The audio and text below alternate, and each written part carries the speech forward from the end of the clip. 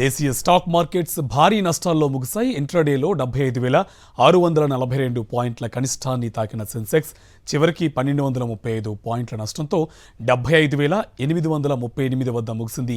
Nifty సైతం 320 పాయింట్ల నష్టంతో 24,000 దిగువన స్థిరపడింది. అమెరికా అధ్యక్ష బాధ్యతలు చేపట్టిన ట్రంప్ మెక్సికో, కెనడా దేశాలపై ట్రేడ్ టారిఫ్లు విధిస్తామని ప్రకటించడం మార్కెట్ సెంటిమెంట్ను దెబ్బతీసింది. దీంతో వినియోగాన్ని పెంచేందుకు, తయారీని ప్రోత్సహించేందుకు ఈసారి కేంద్ర బడ్జెట్లో కీలక నిర్ణయాలు తీసుకుంటారన్న అంచనాలు ఉన్నాయి. ఈ క్రమంలో బడ్జెట్కు ముందు మదుపర్లు ఆచితూచి వ్యవహరించడం నష్టాలకు కారణంగా మార్కెట్ వర్గాలు పేర్కొంటున్నాయి. సెన్సెక్స్ 30 ఇండెక్స్లో UltraTech cement, HCL technologies, ITC, Hindustan Unilever షేర్లు మినహా అన్ని షేర్లు నష్టాల్లో ముగిశాయి.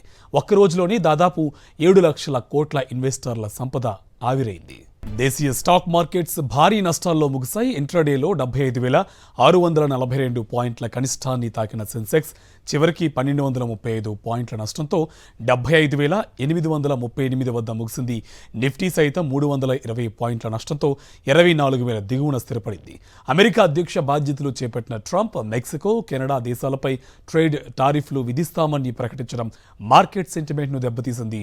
దీంతో వినియోగాన్ని పెంచేందుకు, తయారీని ప్రోత్సహించేందుకు ఈసారి కేంద్ర బడ్జెట్లో కీలక నిర్ణయాలు తీసుకుంటారన్న అంచనాలు ఉన్నాయి.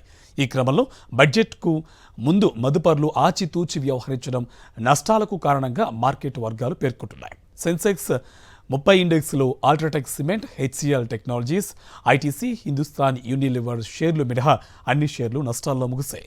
ఒక్క రోజులోనే దాదాపు 7 లక్షల కోట్ల ఇన్వెస్టర్ల సంపద ఆవిరైంది.